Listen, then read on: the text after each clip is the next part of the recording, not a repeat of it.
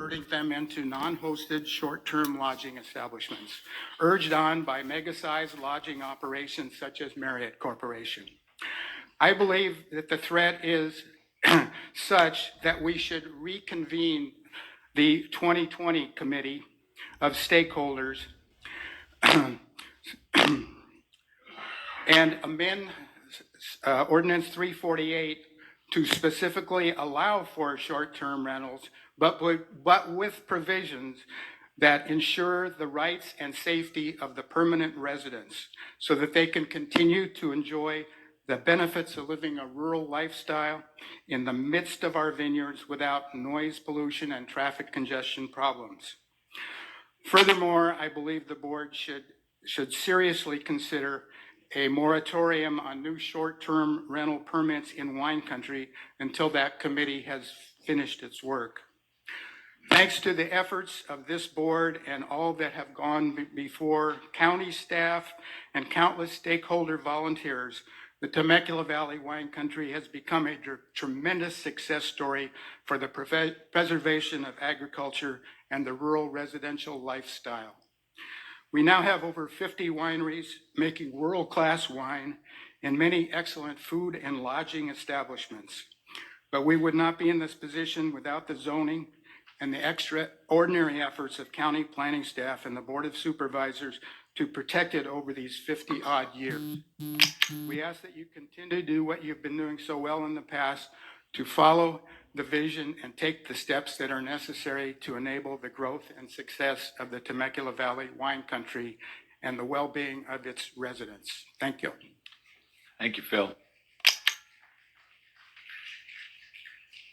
The next speaker is Toyin Druno Jr. And I'm sorry if I messed that up. And he has a request to play a YouTube video.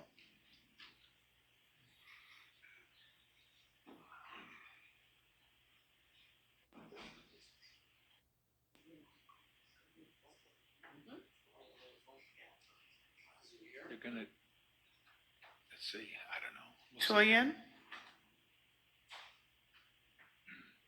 I guess Mr. Druno? Okay, I'll come back to it. Yeah, we'll go back. They might be stuck in a long line at lunch or something, so we'll. Leah DiBernardo. Leah will be followed by Alan Painter. Hi, good morning. Oh, it's no longer morning, it's afternoon. Hello, how are y'all? So, my name is Leah DiBernardo. I'm a small business owner. I'm also an educator at MSJC around regenerative agriculture and culinary arts in our valley.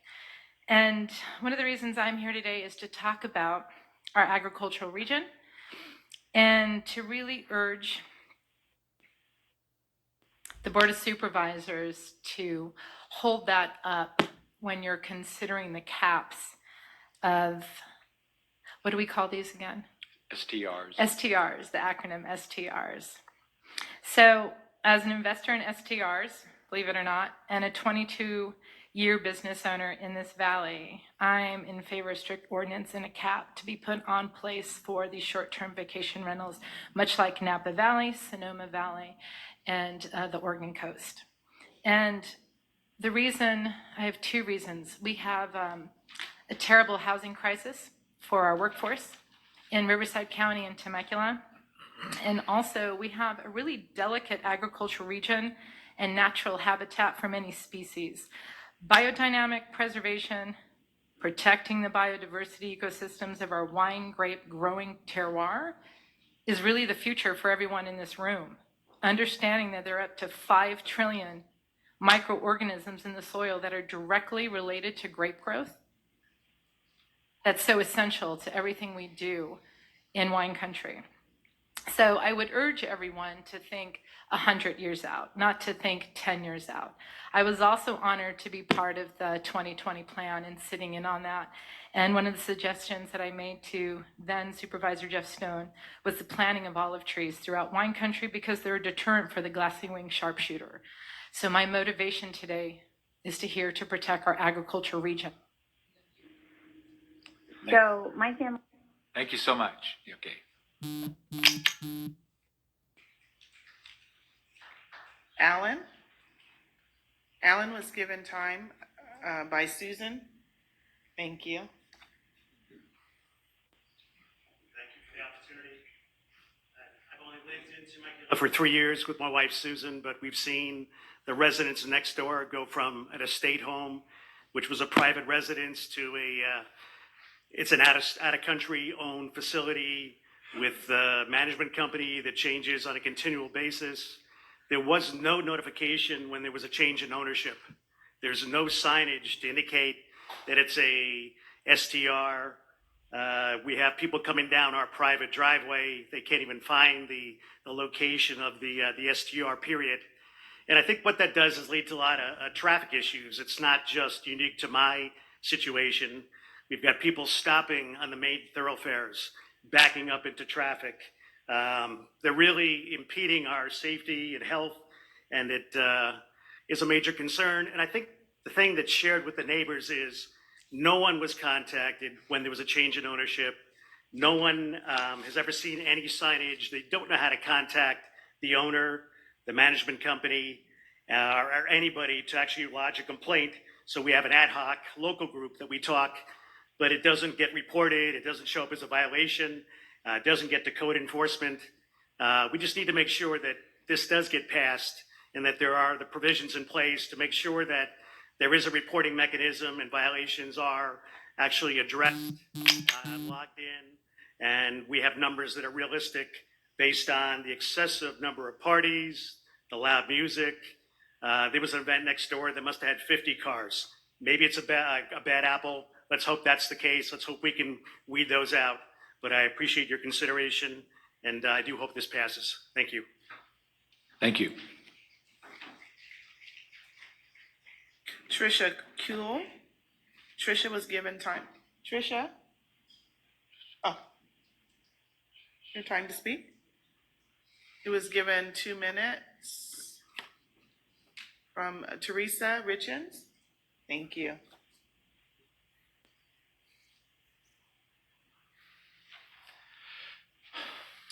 Hello, my name is Tricia Keel and I'm a wine country resident.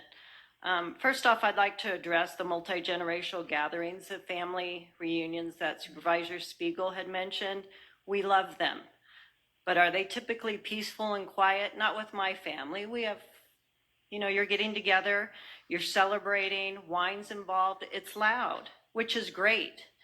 But not every weekend next to our homes. That's our issue. We're not against the families getting together. We had one 3 weeks ago and we went to a city park and had our family reunion. We live on 6 acres, but our homes, per the Wine Country Community Plan, they're all clustered together near the road. So even though we have a large property, we are affected every weekend. I'd like to discuss the saturation levels of STRs in wine country and why an immediate pause in permits is necessary. Avant Stay, a national property management firm, recently published an article listing the top 25 places to buy a vacation home. Temecula Wine Country is number 2 in the nation. The Marriott is now in the short-term rental business in wine country. The next slide. The Marriott Homes and Villas division has recently partnered with Avant Stay. You can now stay in Temecula Wine Country and use and earn your Marriott points. My next 2 slides are screenshots from the Airbnb website showing the saturation levels in wine country residential areas. Please note the lot lines and the Airbnb properties are indicated with the yellow bubbles. The saturation levels are over 30% in many of our residential neighborhoods. Short-term rentals are no longer just for family owners. Wall Street has taken notice of the market and they're getting in on the game. In February, the Wall Street Journal reported that the New York investment firm Saluda Grade announced a new venture with short-term rental operator Avant Stay to buy $500 million in short-term rental properties. That is concerning. As you can see, this is becoming a crisis with the explosion of investor-bought short-term rentals. This started out as a nice mom and pop operation, but it's now a lucrative business with some of these homeowners making over $150,000 a year in wine country. If you don't act immediately by approving the new ordinance in phase 2, as well as placing a moratorium on future permits, we will all lose our beloved wine country. In closing, I want to be clear that noise is the #1 complaint by our residents, but losing our neighborhoods is our #1 concern. Thank you. Thank you, Tricia. Laura Stern. Laura's been given 2 minutes. Laura Stern. Laura's been given 2 minutes from Michael Whiters. Thank you. Hello. Hello, my name is Laura Stern. I'm both a neighbor to 2 short-term rentals, as well as we own and run a responsible owner-occupied short-term rental, renting 3 separate rooms in our home in Temecula wine country. So I understand both sides of the argument, and I agree with almost everything in the proposed draft, as well as I understand and agree with most on both sides of the argument presented here today. And I'd like to thank the Planning Commission and you, the supervisors, on working so hard to find a middle ground for the revision of the ordinance.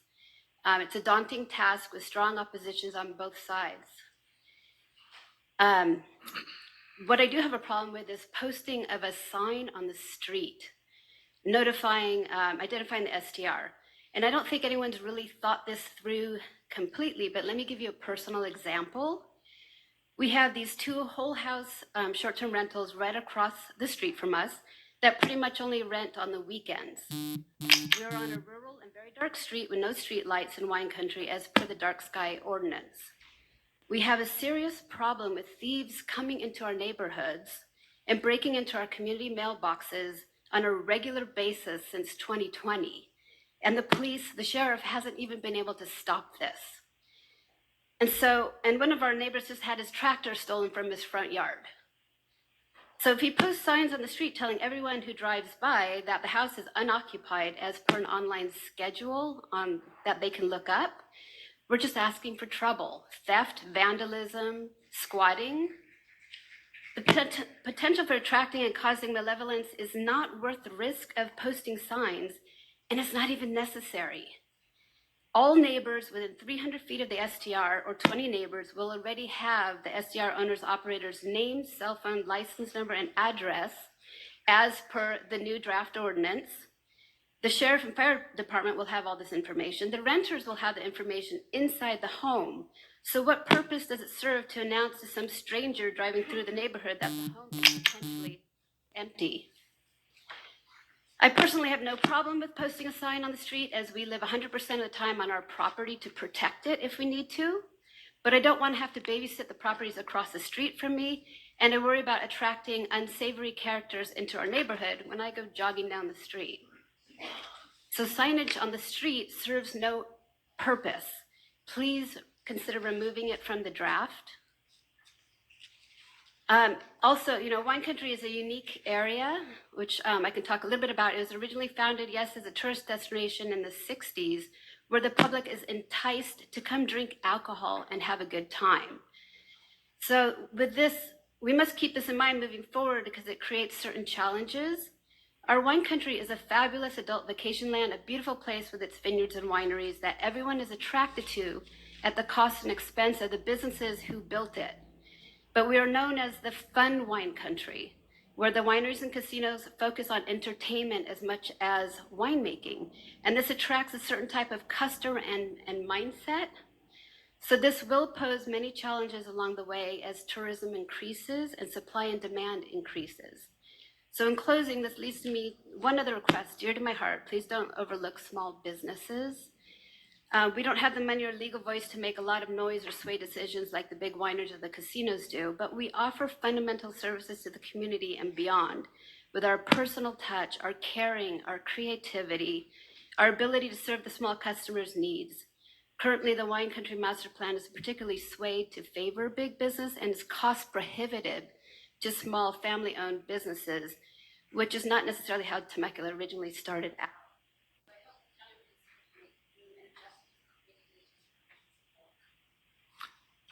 Thank you so much. Tyler Massis. Tyler will be followed by Andrew.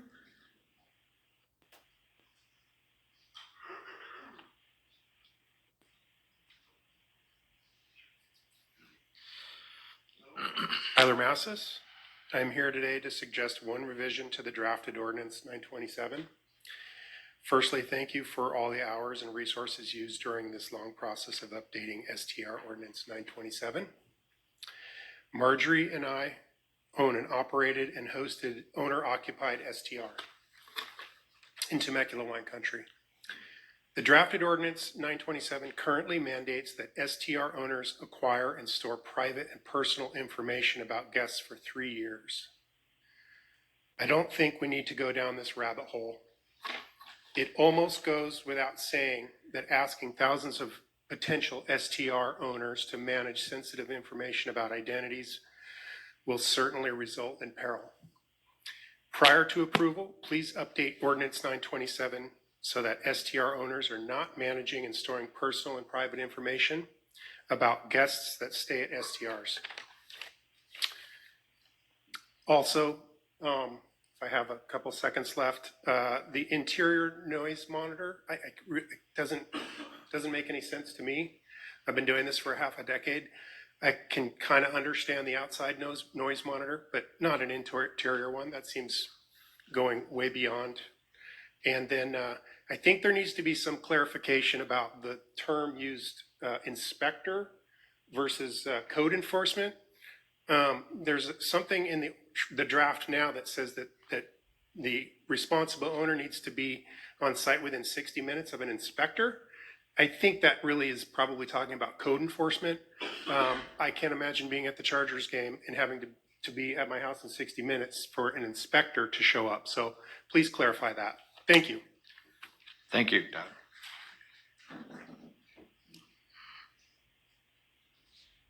Andrew? Oh, thank you, I'm sorry. Andrew has been given time by Lydia, thank you.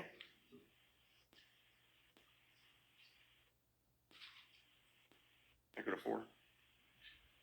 Go. Thank you, gentlemen and lady. I really appreciate your time. I have and own and operate with my wife a STR, and we live on the site. And I know I've been to all these meetings going forward, and this document has come a long way, and I want to thank everybody who's worked on that. And I also want to acknowledge my neighbors that are here that are kind of on the opposite side, but at the same time, a lot of them have really made a difference, a distinction between people who live on the property versus those that don't. And I appreciate the fact that they acknowledge that. Everything to me comes down to compromise. And I think that there is room here for compromise with everybody. I don't understand how we're taking a lot of these folks from 30 guests down to 10, and with the option of maybe 16. I think it should just be 16. If their homes and their property are large enough and big enough, I don't see why they should have to jump through a bunch of extra hoops to get there. And that'd be a compromise, and no one would be 100% happy with that, I don't think, but they could all survive. I mean, my personal business model is not allowing groups of that size in together. I've tried it a couple times, and it doesn't work out well for us. There's too much noise, too much partying, and everything else. We like having individual groups of 2 or less to come onto our property. They don't know each other. They're on romantic getaways most of the time, honor each other's relationships, and they don't consort with each other, and they're very quiet, very respectful, and that's worked best for us. On that, moving forward, one-night stays are important in our area because the people come out to drink, and they need a place to get off the road and not try to drive home drunk. And you, Karen, we're talking about public safety. Offering a one-night stay when people have been drinking all day is partly a big part of that, in my opinion. Sound monitors, I think sound monitors are proper, but they should be outside. I think it doesn't make sense to have them inside and outside. ADU versus second unit. I understand ADUs can't be rented in, and there's a lot of people in our area that are renting their primary house. They live in their primary house and they're renting an ADU. I know ADUs are only for long-term rentals, but a second unit on a property that has its own address is not covered under that. I'd like to see a distinction on that. I know that the last meetings you were asked that, John, and you couldn't articulate a reason why second units were also being pulled into the ADU prohibit. And then the last topic I have is the requirement of us holding on to people's information for 3 years. And also it says in here, a valid government identification, which would then be a birth document. The industry I am in right now, we are regulated on that heavily by the government, and we're not allowed to keep that. And I'm in the auto industry. So I don't see how the auto industry can protect that information, and somehow we're going to. We have other employees coming on and everything else. I'm not doing background checks on them because of the money and everything else, but then to have them have all this information of other people and to be responsible for that does not seem like a good idea in any way, shape, or form. I'm locking up my private information from my employees. How am I going to give them to somebody else? Thank you, Andrew. The next speaker is Paul Petrella. Paul's been given time from Esther.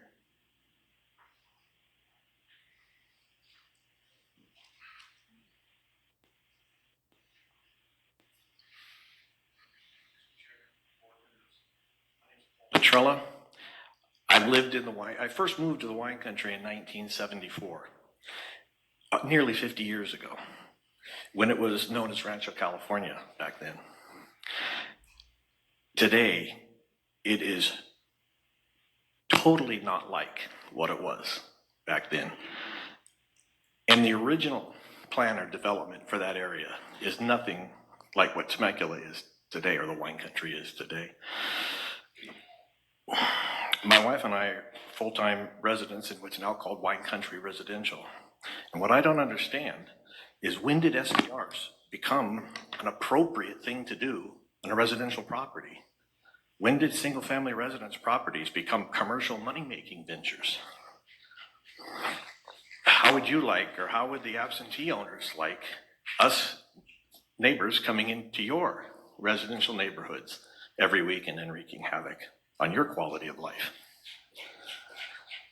Whether or not you adopt the ordinance, the STR ordinance here today, I ask that you exclude the wine country residential from this STR ordinance. And I would actually ask that you start another ordinance to ban all past, current, and future STRs in wine country residential. This is a residential area. This is where we live.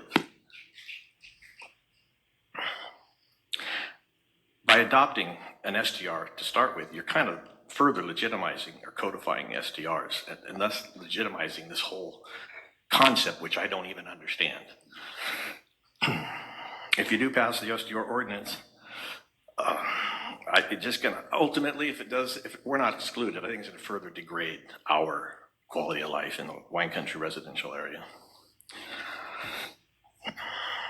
Lastly, I would ask that all sides have to be heard on this issue, and there's both sides present in the room, and you're hearing from everyone. But it seems to me you should give a higher degree of precedence to the people whose quality of life is affected by this where we live. So, I also have a statement. That was kind of my 2 bits. My wife asked me to make her statement on her behalf. So, she says, this is supposed to be a residential area. Why is it being turned into a commercial hospitality industry? Our quality of life and ability to live in a peaceful and quiet manner is sacrificed so those money-making mongers can make a profit. We're prisoners in our own home due to the loud noise and the rude STR renters. Regulating these STRs, Airbnbs, call them what you want, does not guarantee our quality of life. It will continue to make profits for these irresponsible and greedy STR owners. The STR renters do not care about following any of the rules. And I believe we heard earlier today from someone who was of that predisposition that they're not going to follow the rules, they're going to just do what they damn well please. Our safety is being compromised by this STRs. Drugs, prostitution, and violent crime will soon become the norm in our neighborhoods. If the STR owners or the property owners need this rent income because they can't afford the properties because they bought them with the intent of having them being money generating properties and not private residences, then they should sell their properties. This is supposed to be a residential area. Thank you. Thank you, Paul. Our next speaker is William Plummer. William's been given time from Leticia Plummer.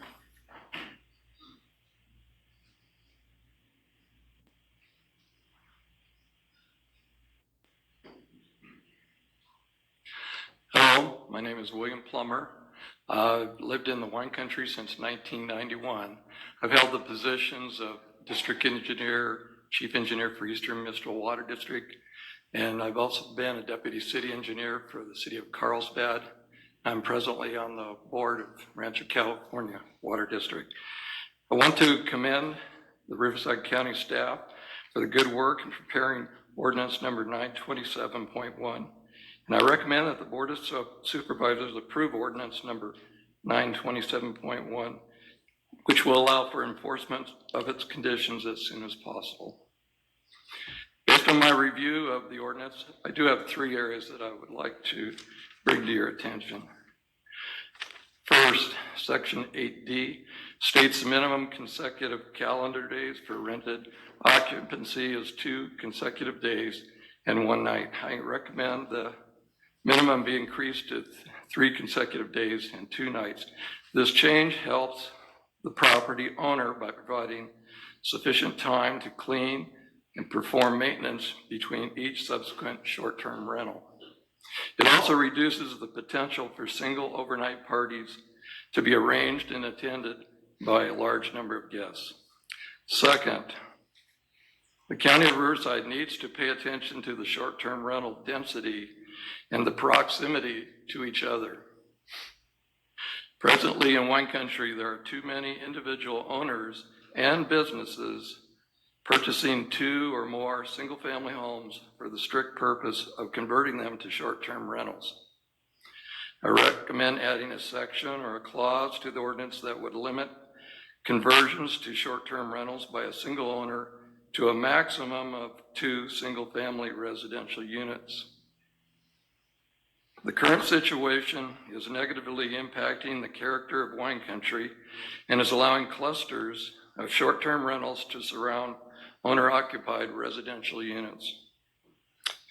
In addition, the ongoing conversions to short-term rentals is significantly reducing the number of available homes for ownership by permanent residents and also long-term renters. This situation is restraining Riverside County from achieving their goal of providing adequate housing for homeowners and long-term renters. Third, I recommend placing a moratorium on permitting any additional short-term rentals until the County of Riverside can assess the number of existing permits and determine how they are clustered around existing homes, occupied homes. The County of Riverside should provide a report that will discuss home ownership as it relates to short-term rentals, conversions, and how this situation will impact home occupancy and long-term rental availability and goals. The housing shortage needs to be resolved. Thank you. Thank you. The next speaker is Jill Hernandez. Jill has been given time from Tom Hernandez. Thank you.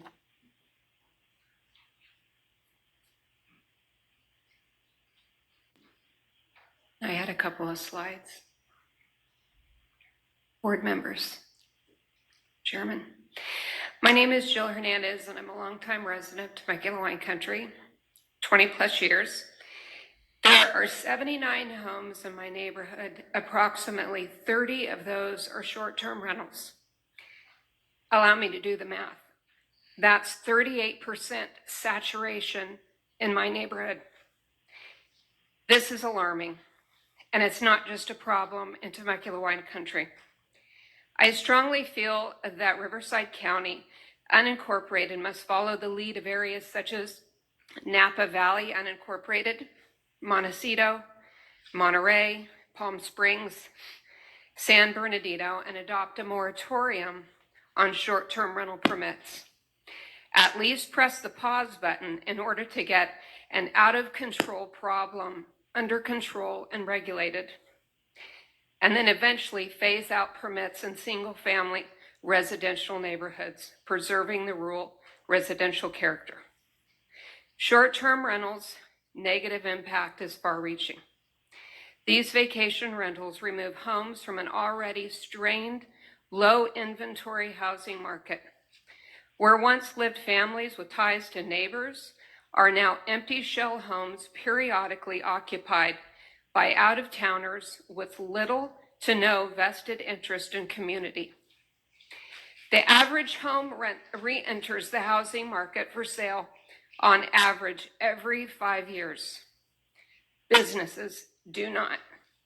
These are no longer homes, they're businesses. The common complaints are noise, traffic, garbage, crime, the list goes on. Soon, my neighborhood will no longer be recognizable as it slowly turned into predominantly vacation rentals. Now, my story. This is my home with the red dot and the short-term rental owned by Avantstay. The disruption that the short-term rental leased by Avantstay, who is partnered with Marriott, has had a tremendous negative effect on my family and I, as well as my neighbors. We're not on vacation. This is our home. We have to wake up in the morning. We have to function. We have to be productive citizens in our community. The home next to me promotes a large group party mentality. It is like we live next door to a hotel, and not even a classy one, 24/7. My rights as a homeowner have been and are still being violated because my family and I don't have the right to peace and quiet in our own backyard or our home, especially the weekends. And what about my rights? We don't feel secure anymore. We don't know who is renting that home, and quite frankly, neither does Avantstay. I'll give you an example. September 15th, 2021, 30 members of the Crip gang were staying in that home, and 2 had recently been brought up for homicide. Hence the detective who wound up on the roof of my house doing surveillance all afternoon. These short-term rentals bring a dangerous element. I would reiterate that the main problem is the non-hosted short-term rentals. Please, please, hear our pleas. Thank you. Thank you, Jill. The next speaker is John Hunter.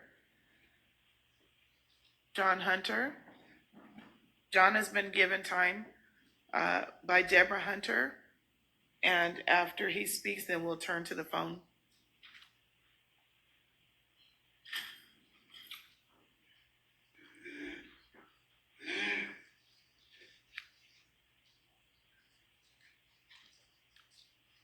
Good afternoon.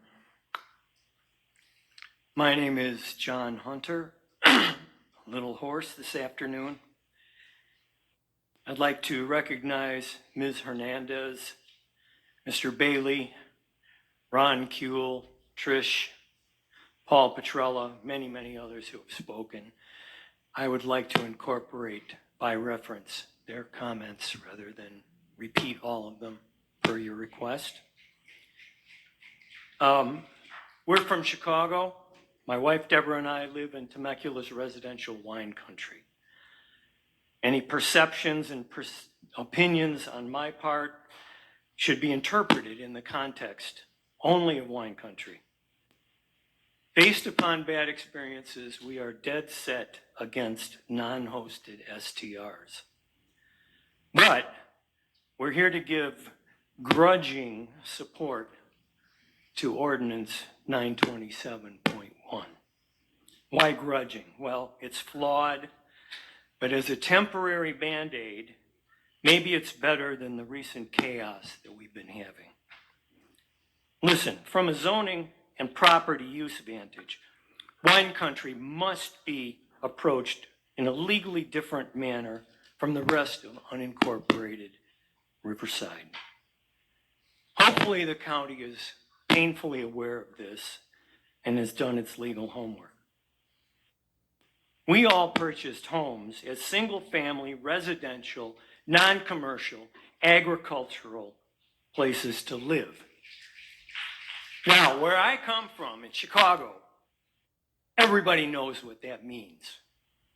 But out here in loophole land, the state and local governments and entities with rental interests have been doing their best to muddy the waters, whether it's for tax revenue, whether it's for the opportunity to line their pockets. Wine Country Community Plan and earlier Ordinance 348 already has rules related to acceptable lodging, housing, and use of properties. Mr. Bailey knows more about it than any of us, and I really appreciated his comments. I know I'm going to run out of time before I get where I'm going, but now the county seems to be saying, it's okay, going forward, we're going to limit any new problems, but you know, we might just have to learn to live with some of the problems we already have. This is tacitly wrong. We need the county to immediately impose a pause on new STR permits. And a few other things. It's a blatant lie that only non-permitted STRs are the main problem. In our neighborhood, the permitted rentals are the worst offenders. In our neighborhood, the so-called professional management firms have been nothing short of obnoxious and are only interested in keeping their properties rented. By the way, forget sound pressure meters. There's no place for amplified music in Wine Country unless it's under a special permit for an approved event. Listen, we as residents, we're organized. We're not going to be bullied by a loud minority of lobbyists, well-funded businesses, carpetbaggers, loophole lawyers, outside investors. You can write them all down. We're here to stay. And county, we're watching your every step. And our memories are long. Grudging, yes, I guess, on 9/20. Thank you, John.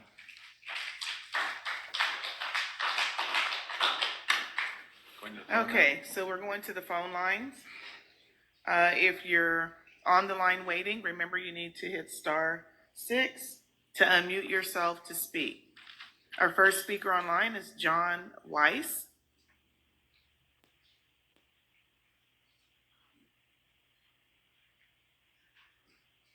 Hello.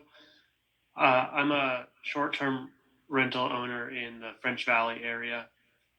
And I want to just kind of reiterate some of the stuff that's been said before, particularly around the definition of occupancy. I recently, just this last weekend, hosted my family, 11 people, in our home for a family reunion. And with the new rules, we wouldn't have been able to have 3 generations of our family together for a great weekend. The other thing, which was only mentioned once so far, is the risk to safety of a home that's unoccupied with a sign posted on the outside of the house. I really do think that that's a danger to both the homeowner and the neighborhood, the existing residents, as it does bring in unwanted people who could vandalize the property and surrounding properties. Thank you. Thank you, John. Our next speaker is Brian Tracy.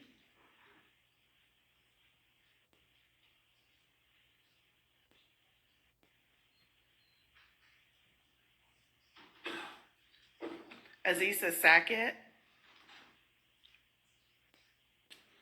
Bobby Thompson.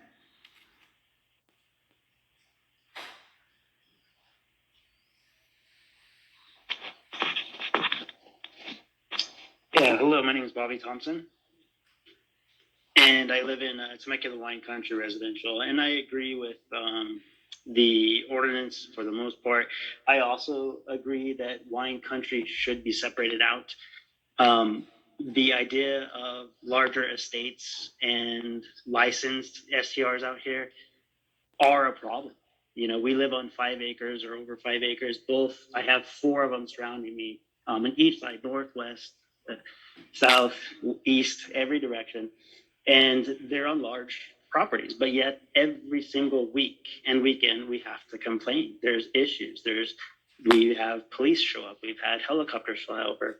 We've had canine units out. We've had live DJs out, and none of them have gone warranted.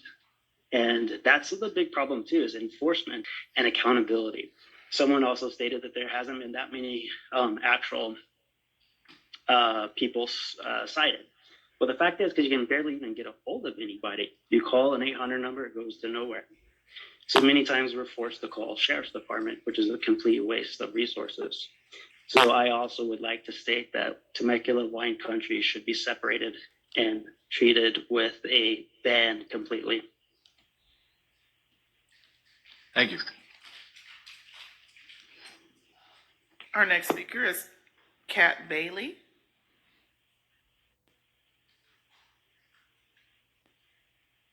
Hello, this is Kat. Yes, hello. Hello, go ahead. Yes, first of all, I just want to say thank you to the supervisors. This is, I'm sure, a daunting task, and it's with pleasure that I can say for 17 years after starting the first short-term rentals in Temecula, to see the growth and to see, you know, what's happened to our beautiful wine country, not only in wine quality, but in these business endeavors. It's just been incredible. I want to say that I am for the ordinance with just a few, as I would say, I guess, reasonable edits or some things that I think would make sense because other communities are doing it and they're successful at doing. Just as occupancy is my number one thing, I can tell you code enforcement is my number 2. So I'm going to address occupancy first just for the sake of time. Other industries, short-term rental industries close to us, for example, Big Bear, is using the 1 person per 200 square feet at a maximum of 16. They're not going by bedroom count. There are situations I heard people speak about with bunk rooms and sofa sleepers and things like that. For the majority of the businesses that I have seen in the 17 years of doing this and actually operating my own vacation rental company, people aren't here to have their properties destroyed. They're here to have people come and enjoy their homes. And these multifamily generations are coming, these extended families are coming, and they love wine country. They love it for reunions. They love it for the beauty of what we offer. They love it because they're coming for soccer tournaments. I can tell you 17 years of wonderful stories of at least 16 people enjoying and loving our homes. I do have a little tongue-in-cheek, and I can say that with Supervisor Spiegel, that myself could not have a family reunion or my family travel. I have 5 kids and 7 grandkids. There's no way I could have an enjoyment with my husband for less than 16, including families as well. I also look at this as somewhat discriminating practice. You can't discriminate against having families and children, extended families in your home. I'm not for having big parties. We have it all over our contracts. We enforce, we screen, we know who's staying in our homes. I don't want a few bad apples of these violators to take what we've established and to throw it all out because of these bad apples. I also want to say, Excuse me. I'm glad that Mr. McGee talked about, yes.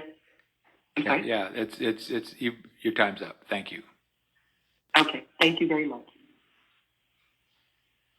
Our next speaker is Mike Fish.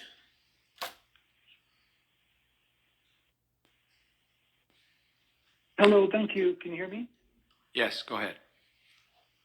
Thank you. I would just like to ask the board, I am an STR owner in the Idlewild area, and I just would like to ask the board to notice the distinctions and the differences between small operations that my wife and I have that are 2-bedroom and only allow 4 people max, as opposed to some of these larger huge operations that are running that seem to be garnering a lot of complaints. There is definitely a difference between those, and we have so very few problems in our neighborhood when it comes to all of the issues that people really seem to be bringing up. One of the things that I think is important is that 927.1 does really cover most of these things, but it might be covering too much of an umbrella. As elected members of the board, you actually have special protections for you in that you can actually remove your names and your information from public records and property records and things like that. That's not because your constituents are always super nice and friendly all the time. 927.1 does not provide any protections for any of the FTR owners that are law-abiding and doing a good job from anybody that might be an overzealous caller and calling in complaints at times that would make it almost impossible to stay in compliance with the ordinance. I just wish for you guys, for you all to take a look at those, make those distinctions, possibly make those changes to 927.1, and as things move forward here. Thank you for your time. Thank you, Mike. Our next speaker is Sheila Zacher.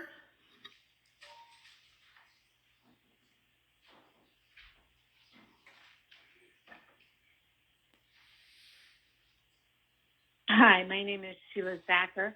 First, I'm a real estate agent up here, and I want to thank the commissioners and the supervisors for all your hard work. I've been working on this for 2 years now, along with you guys. And so I raised my daughter up here. I've been up here 22 years, local real estate agent for 20. I have 2 houses up here. In 2015 to 2018, I had my home as a short-term rental. And when I heard the plight of the locals could not find housing, I turned mine into a full-time. Here's the glitch. In 2016, 927 came into effect, and I had to pay back taxes. A few months ago, we had 610 short-term rentals, all different